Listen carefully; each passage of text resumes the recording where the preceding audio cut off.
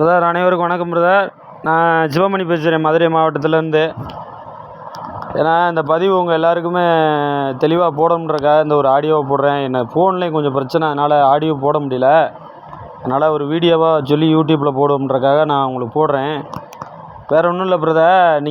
உங்களுக்கு தெரியும், இந்த 4 வருஷம் நம்ம என்ன பாடுபட்டுருக்கோம், எவ்வளோ கஷ்டப்படுறோம், எத்தனை அதிகாரிகளை பார்த்துருப்போம், எத்தனை அமைச்சரை பார்த்துருப்போம், எவ்வளவு சங்கட்டங்கள், எவ்வளோ வேதனைகள், எவ்வளவு கஷ்டங்கள் எல்லாத்தையும் ஆண்டு அனுபவித்து எல்லாருமே பயணித்து வந்துட்டுருக்கோம். அது உங்கள் எல்லாருக்குமே தெரியும்.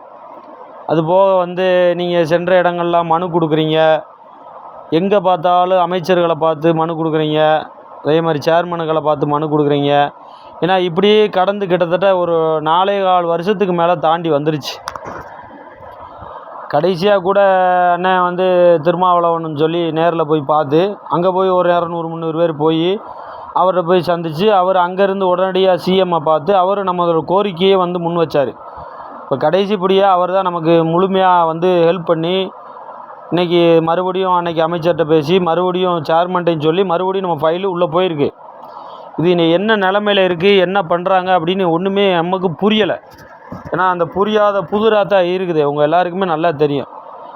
அது ஒரு பக்கம் இருந்தாலும் நம்ம எடுக்கிற முயற்சிகளை நம்ம எல்லாருமே தயவுசெய்து நீங்கள் எல்லாருமே எடுத்துகிட்ருங்க. ஏன்னா இன்றைக்கி இருக்க சூழ்நிலைக்கு எவ்வளவோ பிரச்சனைகளை தாண்டி தான் இன்றைக்கி இந்த நிலமையில் இருக்கிறவங்க எல்லாருக்குமே தெரியும்.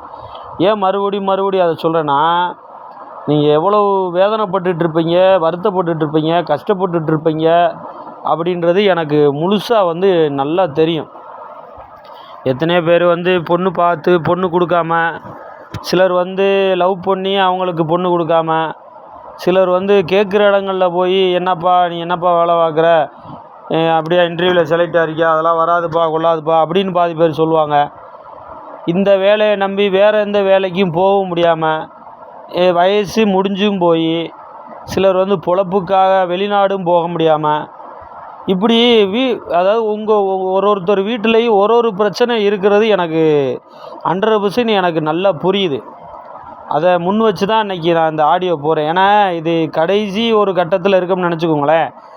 அடுத்த கட்டமாக தனிப்பட்ட முறையில் அமைச்சரையும் அமைச்சருடைய உதவியாளரையும் இல்லை முக்கியமான அரசியல் தலைவரும் நேரடியாக சந்தித்து தெளிவாக கரெக்டாக பேசி அதுக்கு என்ன பண்ணணும் அப்படின்னு சொல்லி நம்ம அந்த லிஸ்ட்டில் இருக்கோம்ல. இப்போ நீங்கள் எல்லாருமே அனுப்பியிருக்கீங்க, உங்களுடைய ஃபுல் டீட்டெயில் எனக்கு அனுப்பியிருக்கீங்க. இப்போ பூரா தபால் மூலமாக என் வீட்டுக்கு வந்திருக்கு. என்கிட்ட எல்லா லிஸ்ட்டும் இருக்குது.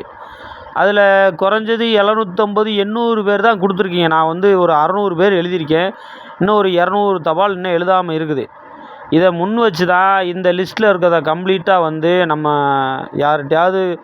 யாரையாவது பிடிச்சி நம்ம இன்னார் இதுன்னு சொல்ல முடியாது. ஏன்னா இது பப்ளிக் நியூஸு, நம்ம போடுற விஷயங்கள் பப்ளிசிட்டியாக வெளியேறி போகும். அதனால் யாரையாவது பிடிச்சி இந்த நம்ம லிஸ்ட்டில் இருக்கவங்களுக்கு கம்பல்சரி எங்களுக்கு கஷ்டம் எவ்வளவு சிரமப்பட்டாலும் சரி, நமக்கு அதுக்கு என்ன பண்ணணுமோ அதையும் செஞ்சு எங்களுக்கு வேலை கொடுங்க அப்படின்றத கடைசி கட்டத்தில் அடுத்த மாதம் நம்ம ட்ரை பண்ண போகிறோம்.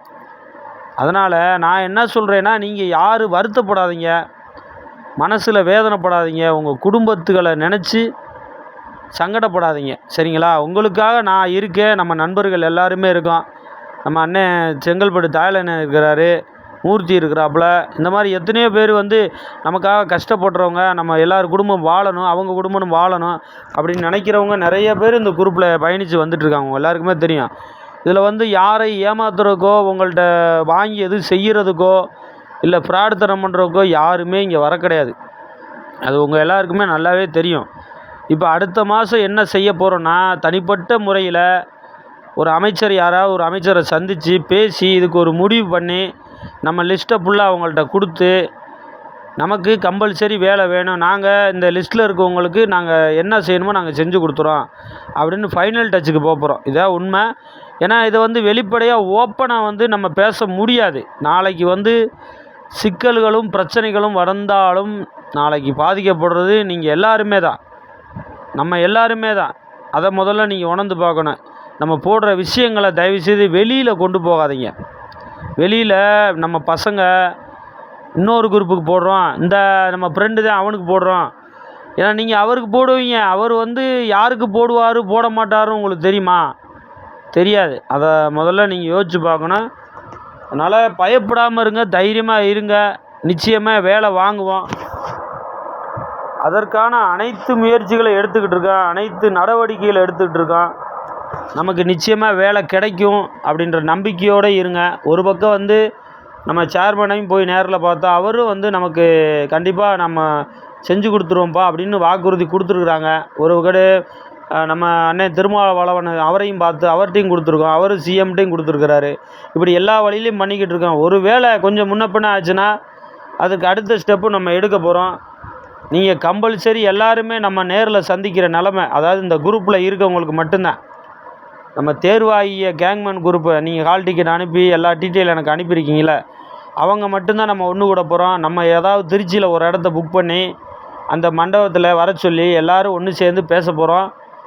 அதற்கு நீங்கள் எல்லோருமே ஆளுக்கு 50 100 அன்றைக்கி மண்டபத்தில் என்ன செலவு வருதோ எல்லோரும் நீங்கள் தான் வந்து கொடுத்து ஒத்துழைக்கணும். அதையும் நான் அந்த தெளிவாக சொல்லிக்கிறேன். அன்றைக்கி வரும்பொழுது நீங்களும் உங்கள் அம்மா அல்லது அப்பா யாராவது ஒரு ஆளை கண்டிப்பாக கம்பல்சரி கூட்டி வந்து ஆகணும். தபால் போட்டவங்களை தவிர மற்ற யாரும் உள்ளே அலோவ் பண்ணவே முடியாது. அவர் விடுபட்ட கேங்மேனாக இருந்தாலும் அவருடைய தபால் இல்லாமல் நாங்கள் மண்டபத்துக்குள்ளே விட மாட்டோம். மண்டபத்துக்குள்ளே உள்ளே வரும்பொழுதே மண்டபத்தினுடைய செலவுக்கும் மண்டபத்துக்குள்ளே உள்ளே வரும்பொழுது மண்டபத்துக்கான செலவு நம்ம தான் செலவு பண்ணணும். அதனால் அன்றைக்கி என்ன செலவு வருதோ நம்ம எல்லாருமே ஷேர் பண்ணி ஆகணும். ஏன்னா இது எனக்கு தனிப்பட்ட வந்து செலவு பண்ணுறதுக்கு எனக்கு அந்தளவுக்கு தகுதி கிடையாது, எனக்கு வந்து அந்தளவுக்கு வருமானம் கிடையாது. எனக்கு குடும்ப ஃபேமிலி இருக்குது. அதனால் எல்லோரும் சேர்ந்து முடிவெடுக்கணும். அன்றைக்கி வர சொல்லும்போது கம்பல்சரி நீங்கள் எல்லாருமே வந்துடுங்க, யாரை விட்டுட்டு போயிடாதீங்க. அதே போல் வந்து அன்றைக்கி ஒரு மண்டபம் புக் பண்ணுறோன்னு வச்சுங்க, அன்றைக்கி கரண்ட்டு பில்லு மண்டப செலவு ஒரு 30 ரூபா வருதுன்னு வச்சுங்க. 30 ரூபா வருதுன்னா நீங்கள் தலைக்கு 500 ரூபா கொடுக்குறீங்கன்னு வச்சுக்கோங்க. அதில் எவ்வளோ வருதுன்னு பார்த்து மண்டபத்துக்கு செலவு பண்ணிட்டு மிச்ச கணக்காக நீங்கள் போகும்பொழுதே அவங்க கையில் கொடுத்து விட்ருவோம். சரிங்களா? அதனால் நம்ம வந்து வேலைக்காகத்தான் நம்ம எல்லாருமே கஷ்டப்பட்டுட்ருக்கோம். அதற்கான வழிகள் அனைத்துமே எடுத்துக்கிட்டு இருக்கோம். நீங்கள் எல்லாருமே கண்டிப்பாக ஒத்துழைக்கணும். எல்லாருமே வந்து கண்டிப்பாக இந்த வேலையை வாங்கணும், நம்ம குடும்பத்தை வாழ வைக்கணும் அப்படின்றத நினச்சி வந்துருங்க கண்டிப்பாக. ஏன்னா நான் இப்போ அட்வான்ஸாக அதனாலே சொல்கிறேன். அப்புறம் திடீர்னு வந்துட்டு என்னென்ன இப்போ சொல்கிறீங்க அப்படின்னு நினச்சிடாதீங்க. அன்றைக்கி நீங்கள் என்ன வேலை இருந்தாலும் சரி, கல்யாணம் இருந்தாலும் சரி, அன்றைக்கி விசேஷம் இருந்தாலும் சரி, இல்லை வெளியூர் பயணம் இருந்தாலும் சரி, நான் ஒரு சொல்கிற டேட்டில் கம்பல்சரி நீங்கள் எல்லோரும், ஏன்னா உங்களை நம்பி தான் நம்ம வந்து அங்கே ஒரு மண்டபத்தை புக் பண்ணணும், அதற்கான செலவுகளை பார்க்கணும், எல்லாம் பண்ணணும். நம்ம பேசி முடிவு பண்ணிவிட்டு அதுக்குள்ளே நான் யாரை பார்க்கணுமோ பார்த்துருவேன். அதுக்குள்ளே நம்ம யாரை பார்க்கணுமோ பார்த்து பேசி அதற்கு என்ன செய்யணுமோ அதையும் முடிவு பண்ணிவிட்டு நான் உங்கள்கிட்ட தெளிவாக நான் சொல்லிடுவேன். என்னடா அவ்வளோ கஷ்டப்படுறோம், வருமோ வராதோ, கிடைக்குமோ கிடைக்காதோ அப்படின்ற புலம்பல்கள் இருந்தாலும் ஒரு பக்கத்து மனசில் வச்சுக்கிட்டு தைரியமாக அந்த வேலை வாங்கிடுவோம், கண்டிப்பாக கிடைக்கும், நமக்கு வேலை வாங்கி ஆகணும் அப்படின்ற நிலைமைக்கு வந்துட்டோம். அதனால் எல்லோரும் கொஞ்சம் ஒத்துழைச்சி எல்லாருமே வாங்க. நன்றி நண்பர்களே, வணக்கம். வேறு ஏதாவது தகவல்னால் கமெண்டில் போடுங்க, நான் உங்களுக்கு கண்டிப்பாக பதில் சொல்கிறேன். நன்றி, வணக்கம்.